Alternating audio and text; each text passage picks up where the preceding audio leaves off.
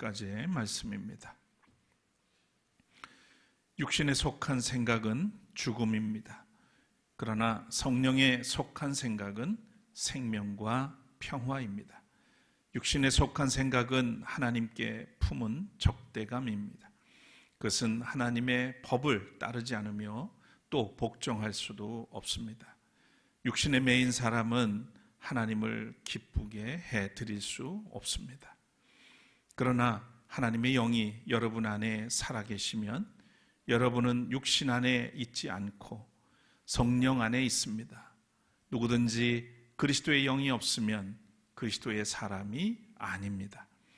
또한 그리스도께서 여러분 안에 살아계시면 여러분의 몸은 죄 때문에 죽은 것이지만 영은 의 때문에 생명을 얻습니다. 예수를 죽은 사람들 가운데서 살리신 분의 영이 여러분 안에 살아계시면 그리스도를 죽은 사람들 가운데서 살리신 분께서 여러분 안에 계신 자기의 영으로 여러분의 죽을 몸도 살리실 것입니다. 이는 하나님의 말씀입니다.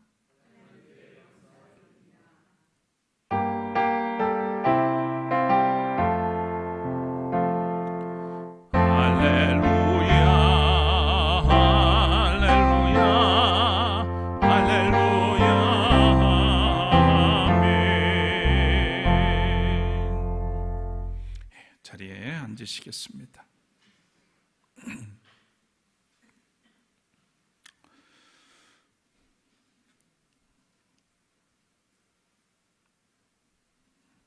명분 없고 무모한 그 전쟁 소식은 계속되고 있습니다.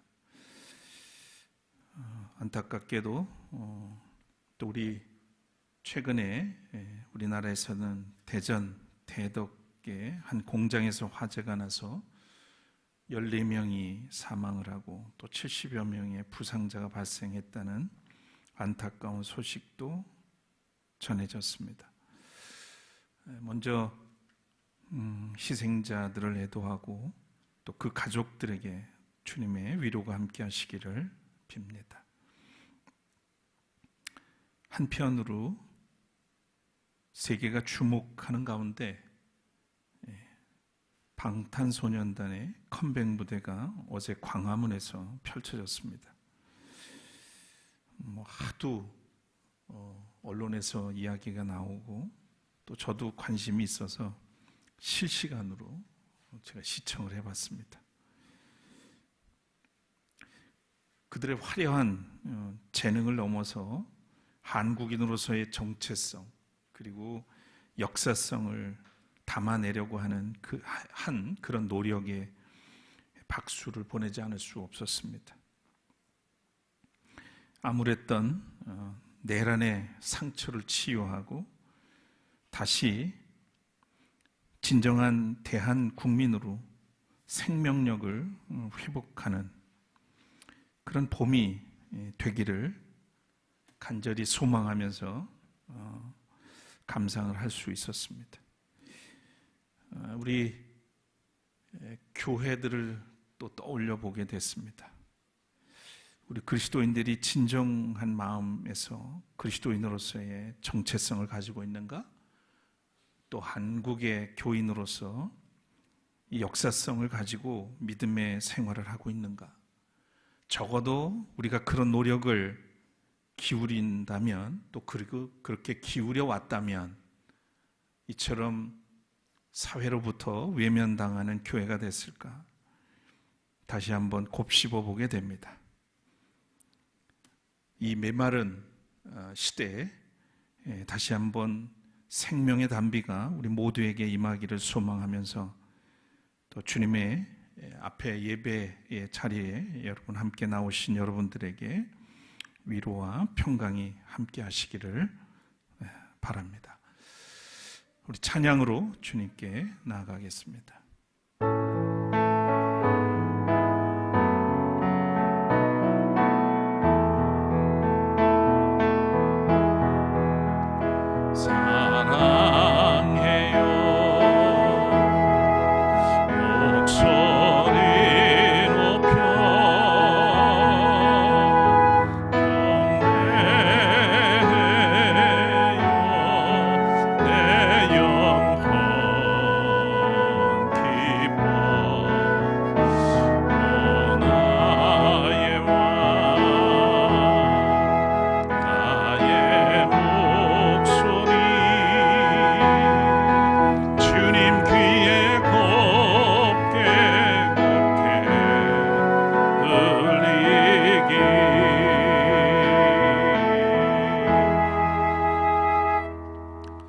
사순절기를 맞아서 오늘도 주 앞에 겸손히 엎드립니다.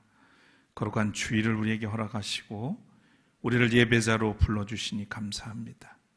오늘 이 시간 다시 한번 주님 앞에 우리의 마음을 비우고 나아갈 수 있도록 성령께서 이끌어 주옵소서. 우리 안에 가득 찬 욕망과 또 욕심들을 내려놓게 하시고 오직 주의 말씀에 귀 기울일 수 있게 하시고 오직 주의 뜻을 따르고자 하는 그런 마음, 그런 결단이 있게 하여 주옵소서. 부족한 종을 세우셨으니 주께서 오늘도 사용하시고 주의 뜻을 이루어 주시기를 원합니다. 예수 그리스도의 이름으로 간절히 기도드립니다. 아멘. 사순절이 깊어가고 있습니다. 사순절은 우리 삶의 가장 어두운 자리까지 주님의 빛을 받아들이는 그런 시간이라고 할 수 있겠습니다. 우리 안에 숨어 있는 어둠을 벗기고 다시 생명의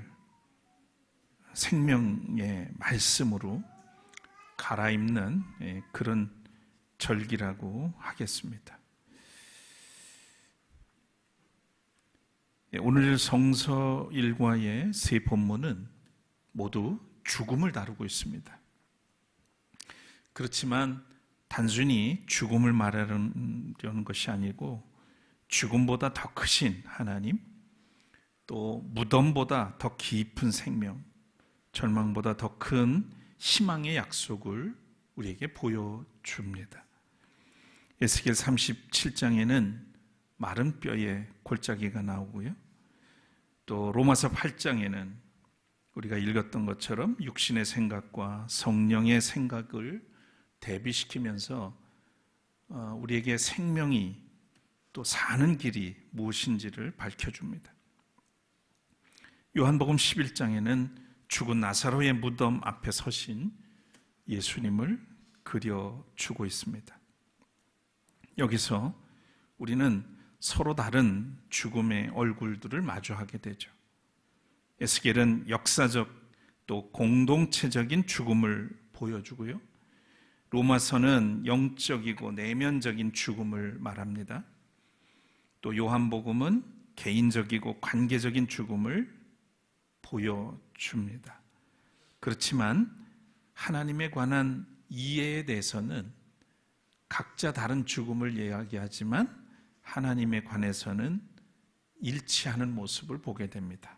그것은 바로 하나님은 죽음의 자리에서 생명을 일으키시는 분이라는 겁니다. 죽음의 자리에서 생명을 일으키시는 분, 그분이 하나님이시다. 이렇게 밝혀줍니다. 오늘 저는 이 말씀을 따라서 세 가지 맥락에서 말씀을 나누려고 합니다. 첫째는 죽음은 생각보다 우리 가까이에 있다는 사실을, 그리고 하나님은 죽음의 자리에서 생명을 시작하신다는 것, 그리고 그리스도인은 죽음을 넘어 생명의 사람으로 살아가야 한다는 사실들을 함께 밝혀보고자 합니다. 타락한 인간은 죽음의 그늘 아래에서 살고 있는 겁니다. 죽음은 생각보다 우리와 아주 가까이 있습니다. 그런데도 우리는 흔히 죽음은 나로부터 멀리 있는 것으로 생각을 하죠. 장례식이나 혹은 중환자실을 한번 갔다 오면 죽음을 떠올리게 됩니다. 저는 지난 2주간 사이에 연달아서 우리 삼남연에서 목회하시던 두 분의 목사님 장례식장을 다녀왔습니다. 한 분은 사천에서 아주 시골 교회에서 목회를 하시다가 고등학생 2 자녀를 남겨두고 질병으로 인해서 결국 심정지로 사망을 한 목사님이셨고요. 다른 한 분은 여러분에게 알려드린 바와 같이 경산 하양 무학록교회 고 조원경 목사님입니다. 아내와 함께 갔다가 참 짧은 만남이었지만 아쉬운 마음이 너무 많아서 발인 예배까지 참석하고 왔습니다.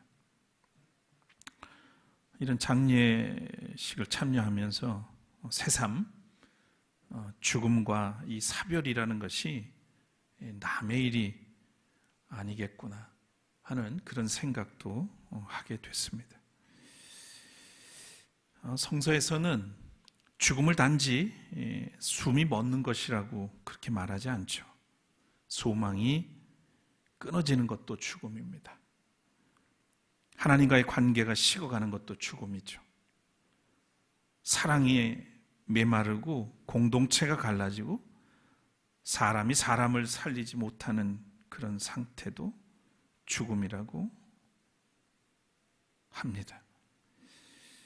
바벨론 포로 시기에 활동하던 예언자 에스겔이 본 그 환상이 여러 가지가 있는데 오늘 본문은 그 중에 마른 뼈가 살아나는 군대를 이루는 그 환상입니다. 처음에 이 에스겔이 본 것은 살아있는 군대가 아니었어요. 그래서 에스겔 37장 2절에 보면 뼈가 많고 아주 말라 있었다 이렇게 서술하고 있습니다.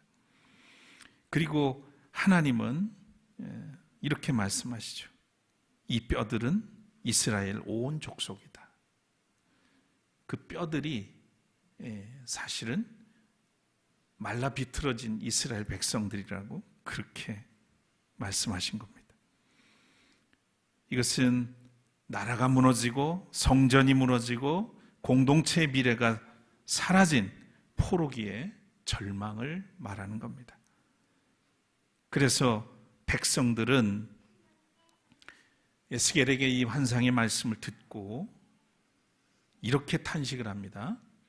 우리의 뼈는 말랐고 우리의 희망은 사라졌고 우리는 완전히 망했다. 얼마나 처절한 고백이겠습니까? 몸만 살아있을 뿐이지 마음은 이미 무너진 상태입니다. 살아있으나 더 이상 살아갈 이유를 찾지 못하는 그런 상태인 것이죠. 오늘 우리 시대에도 이런 죽음이 있습니다. 관계는 많지만 고독은 점점 깊어가죠. 물질은 과거에 비해서 많아졌지만 기쁨은 점점 줄어듭니다. 말은 많아졌는데 그 속에 참된 위로는 드뭅니다. 사람들은 점점 지쳐가고 공동체는 아주 하찮은 일들로 갈라지고 그러면서 교회도 때로는 버거워질 때가 있습니다. 로마서 8장에서 바울은 이 내면의 죽음을 아주 명료하게 말해주고 있습니다. 8장 6절을 보면 육신의 생각은 죽음이요 성령의 생각은 생명과 평화입니다. 여기서 육신의 생각은 단지 육체를 뜻하는 말이 아닙니다. 자기 주장대로 하나님 없이 사는 것을 말하죠. 자기 욕망이 중심이 되고 두려움과 경쟁이 삶을 지배하는 그런 상태를 일컫습니다. 하나님의 뜻보다 자기 욕심을 더 믿는 그런 삶이죠. 이런 삶은 겉으로는 멀쩡해 보여도 속에서는 조금씩 죽어가고 있는 삶입니다. 평안이 사라지고 감사도 사라지고 기도는 메마르고 사랑은 식어갑니다. 겉으로는 나름 분주한데 속으로는 무너지는 삶이죠. 요한복음 11장은 죽음을 더 직접적으로 우리에게 보여줍니다. 예수님의 절친이라고 할 수 있는 나사로가 병이 들고 결국은 죽었습니다. 그의 누이 마르다와 마리아는 슬픔 가운데 이렇게 주님에게 말합니다. 주님이 여기 계셨더라면 내 오라버니는 죽지 않았을 겁니다. 원망 섞인 이야기죠. 이 말은 사실 우리도 종종 하게 됩니다. 주님, 왜 이렇게 늦으셨습니까? 왜 이렇게 더디십니까? 내 요구를 왜 그렇게 제때제때 들어주시지 않습니까? 왜 내 기도를 빨리 응답하지 않으십니까? 왜 우리 가정에 또 내 건강에 내 삶에 이런 일이 일어나도록 내버려 두십니까? 누구에게나 믿음이 있어도 죽음은 찾아옵니다. 주님을 사랑해도 고난의 쓴 잔을 받아야 할 때가 있습니다. 신앙이 있다고 해서 고난이 면제되는 것은 아니기 때문입니다. 사순절은 스스로 정직해지는 시간입니다. 가면을 벗고 있는 모습 그대로 주님께 나아가는 시간이죠. 주님은 우리에게 메마른 마음, 상한 관계, 식어버린 기도, 무너진 공동체, 그리고 미래를 두려워하는 영혼을 그대로 들고 오라고 손짓을 하십니다. 주님을 등지고 사는 사람은 골짜기에 뒹구는 마른 뼈와 같은 존재일 수밖에 없습니다. 이 죽음의 그늘에서 벗어나서 생명의 자리로 나아가는 길은 뭘까? 이쯤에서 우리는 생각해 봐야 합니다. 먼저 우리가 기억할 것이 있습니다.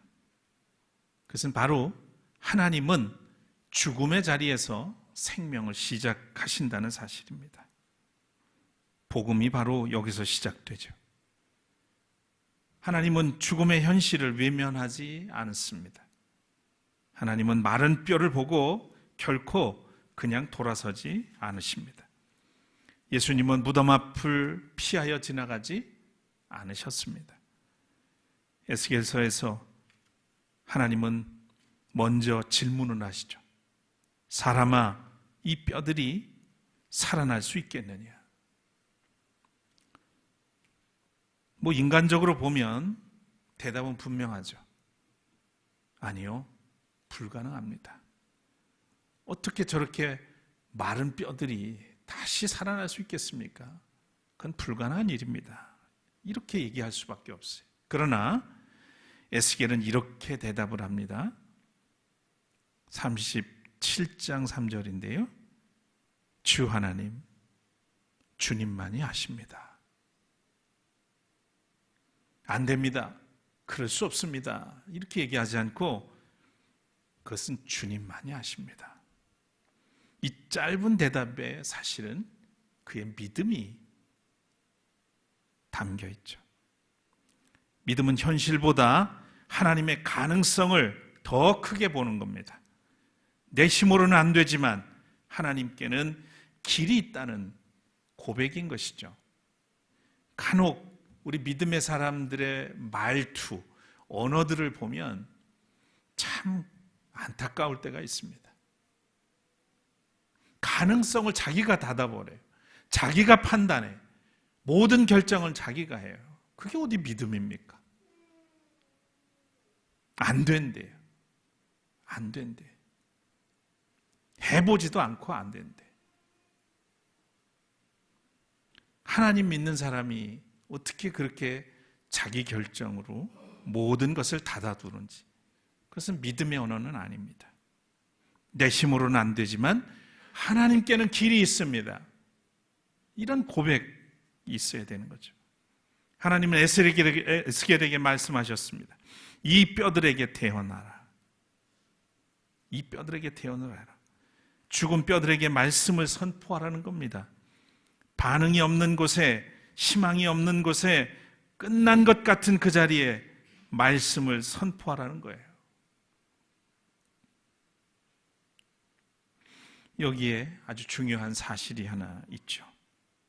그것은 생명은 하나님의 말씀에서 시작된다는 사실입니다. 모든 생명은 그분의 말씀에서부터 시작이 되었다. 에스겔이 태어나자 뼈들이 움직입니다. 뼈가 이어지고 힘줄이 생기고 살이 오릅니다. 그러나 아직 살아난 건 아니죠. 하나님은 다시 에스겔에게 말씀하셨어요. 생기에게 되어나라. 생기에게 되어나라. 그리고 생기가 들어갈 그때에 그들이 비로소 살아 일어서기 시작합니다. 이 장면이 우리에게 뭘 말하는 걸까요? 겉모양만 갖추었다고 생명은 아닙니다. 형식이 있다고 살아있는 것도 아니죠. 습관적으로 예배드린다고 저절로 생명이 충만한 것이 아닙니다. 말씀과 성령이 함께 임할 때 사람은 살아나게 되는 겁니다. 로마서 8장도 똑같이 이 진리를 말합니다. 예수를 죽은 사람들 가운데서 살리신 분의 영이 여러분 안에 살아계시다면 여러분의 죽을 몸도 살리실 것입니다. 이렇게 선언합니다. 여러분 안에 하나님의 영이 살아계시다면 우리도 부활하게 될 것입니다. 그 생명이 우리 안에 있는 겁니다. 라는 거죠. 얼마나 놀라운 말씀입니까? 예수를 살리신 그 영이 지금 우리 안에 계시다는 거예요. 부활의 능력이 과거의 사건으로만 머무는 것이 아니라 지금 여기 우리의 삶 속에 역사한다는 말씀인 거죠. 그래서 성령은 죽음을 넘어서 생명으로 이끄시는 하나님의 능력입니다. 두려움 속에서 용기를 일으키고 냉소 가운데서 소망을 일으키고 미움 속에서 화해를 일으키고 친염 속에서도 다시 걷게 하시는 하나님의 숨결, 그분이 바로 성령이시죠. 그리고 요한복음 11장에서 예수님은 결정적인 말씀을 하십니다. 나는 부활이요 생명이다. 마르다와 대화 중에 하신 말씀입니다. 나는 부활이요 생명이다. 예수님은 내가 부활을 줄 것이다 이렇게 말씀하지 않으셨습니다. 내가 곧 부활이다. 내가 곧 생명이다. 이것은 기독교 신앙의 핵심입니다. 우리는 단지 어떤 교리를 믿는 게 아니죠. 생명이신 예수 그리스도를 믿는 사람들입니다. 예수님은 무덤 앞에서 우셨어요. 나사로를 살리실 분인데 왜 우셨을까요? 주님은 우리의 아픔을 바깥에서 구경하시는 분이 아니라 그 안으로 들어오시는 분이라는 것을 우리에게 알려줍니다. 우리보다 먼저 아파하시고 우리보다 먼저 슬퍼하시고 우시는 분.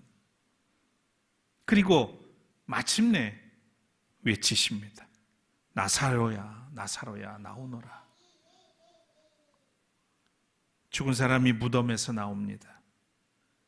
무덤은 마지막 자리가 아니었던 것이죠. 죽음은 마지막 권세가 아닌 겁니다. 주님의 부르심이 죽음보다 더 깊고 중요했습니다. 여러분, 오늘도 주님은 우리 각자의 무덤 앞에 서 계십니다.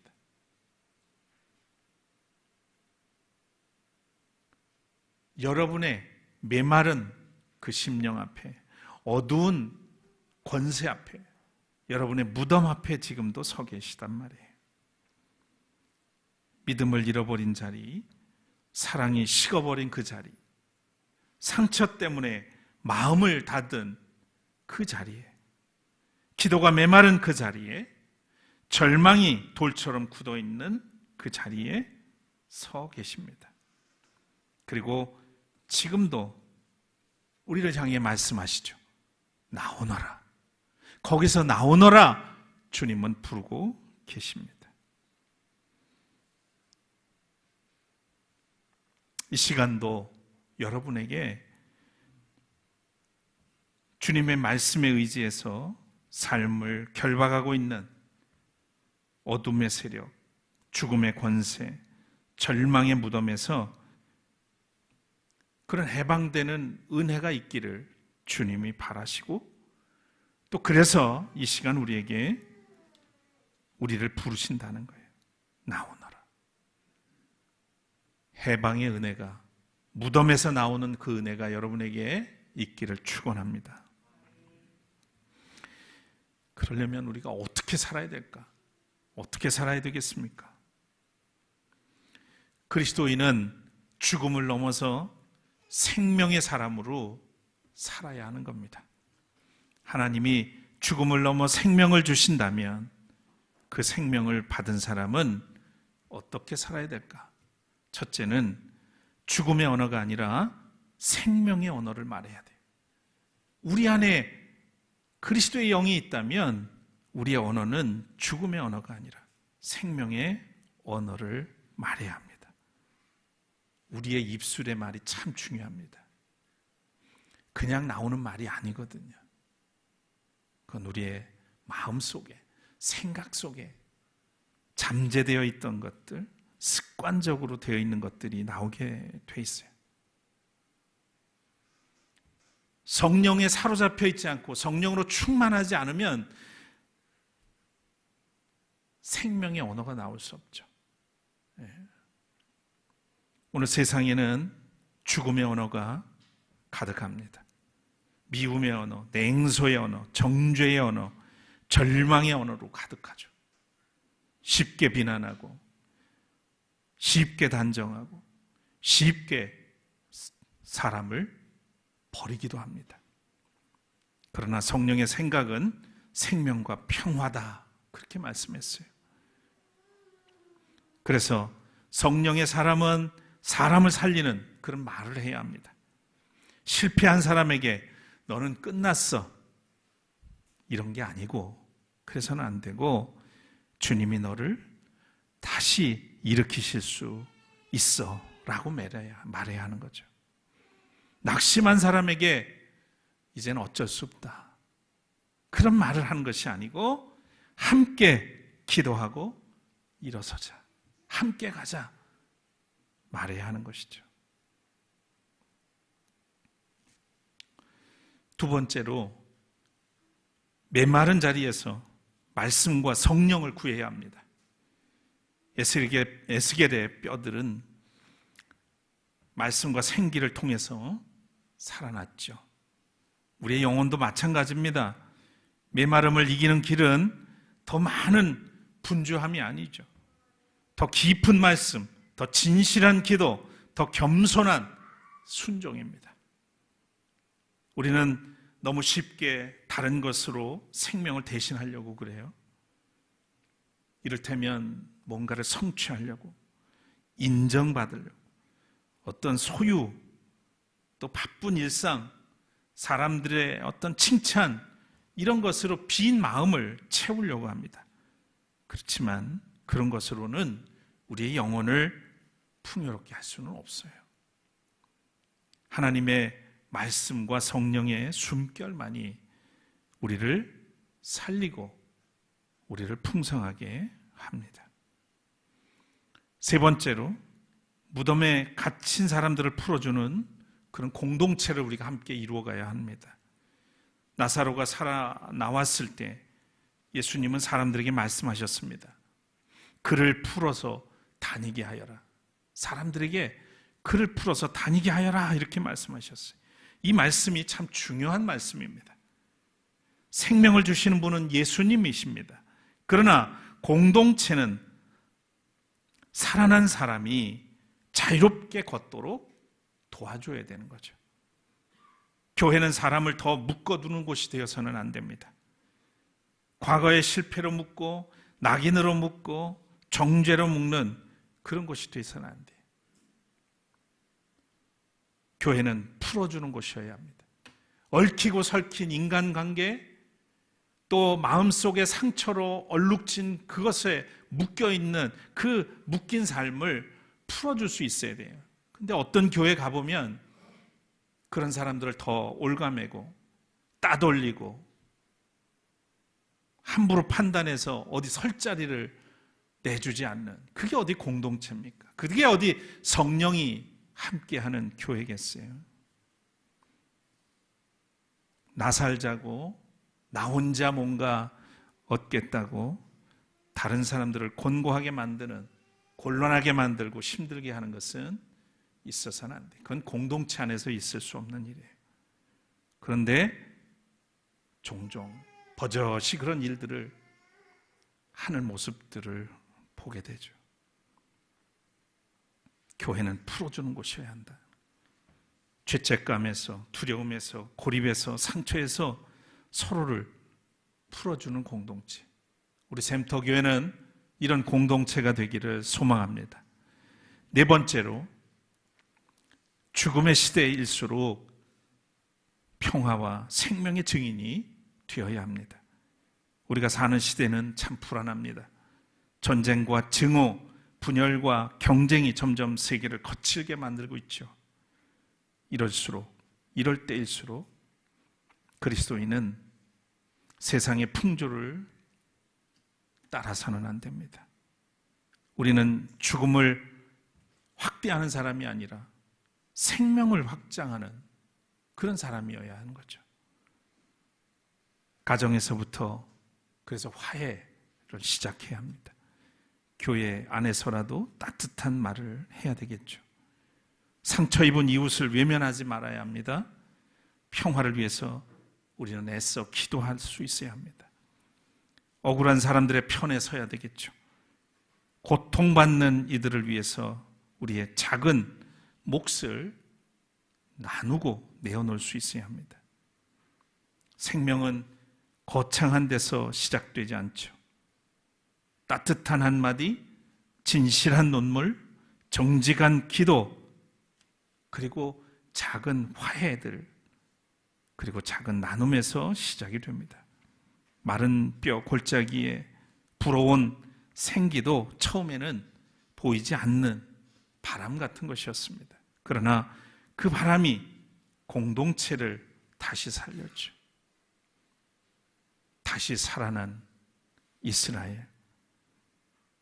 우리는 기억해야 할 겁니다. 그것은 그들이 스스로 한 것이 아니고 하나님이 살리신 겁니다. 겨울 끝자락의 나무를 우리는 기억하죠. 얼마 전까지만 해도 그저 막대기처럼 서 있던 그 나무들이 지금 꽃을 피워내고 잎사귀를 내고 있습니다. 마치 겉으로 볼 때는 죽은 듯 그렇게 보였습니다. 그런데 어느새 봄은 그 가지에, 그 나무에 아름다운 꽃을 피워냅니다. 그것은 보이지 않는 곳에서, 그 뿌리에서 생명이 움직이고 있었던 거죠. 그리고 마침내 싹을 틔웠습니다. 우리의 신앙도 이와 다르지 않습니다. 겉으로 보기에는 아무 일도 일어나는 것 같지 않습니다. 그렇게 보일 때가 있어요. 내가 이렇게 신앙생활을 열심히 하고 이렇게 오랫동안 해왔었는데 도대체 뭐가 달라진 거지? 이런 회의가 들어올 때도 있는 거죠. 기도해도 메마르고 말씀을 들어도 마음이 무겁고 삶은 쉽게 달라지지 않는 것처럼 그렇게 느껴질 때가 있습니다. 그러나 하나님은 보이지 않는 곳에서 먼저 일하십니다. 성령의 생기가 뿌리로 스며들고 주님의 말씀이 영혼 깊은 곳에 닿으면서 어느 날 다시 회복되고 싹이 트는 그런 은혜가 우리에게 있죠. 그렇기 때문에 여러분, 지금 내 삶이 겨울나무처럼 보일지라도 포기해서는 안 됩니다. 낙심하지도 마세요. 하나님이 하십니다. 하나님은 여전히 죽음을 넘어 생명으로 일하시는 분이십니다. 그 믿음을 가지고 이 어려운 시대, 죽음의 그림자가 드리운 시대지만 살아나가야 할 사명이 우리에게 있습니다. 사랑하는 여러분, 마른 뼈를 바라보면서 절망하지 마십시오. 무덤 앞에서 울지 마십시오. 성령의 생기를 구하고 나오너라 라고 부르시는 주님의 말씀, 그 음성에 귀를 기울이십시오. 그리고 주님의 부르심에 응답하면서 당당히 걸어 나오기를 바랍니다. 죽음은 마지막 말이 아니라고 말씀드렸습니다. 무덤은 마지막 자리가 아니에요. 마지막 말씀은 언제나 하나님의 것입니다. 그리고 하나님의 마지막 말씀은 심판을 넘어서 생명입니다. 이 생명의 은혜가 우리의 영혼에, 우리의 가정에, 우리의 교회에, 그리고 이 어두운 시대의 한복판에 충만하게 임하기를 주님의 이름으로 간절히 축원합니다. 거듭의 기도 드리겠습니다.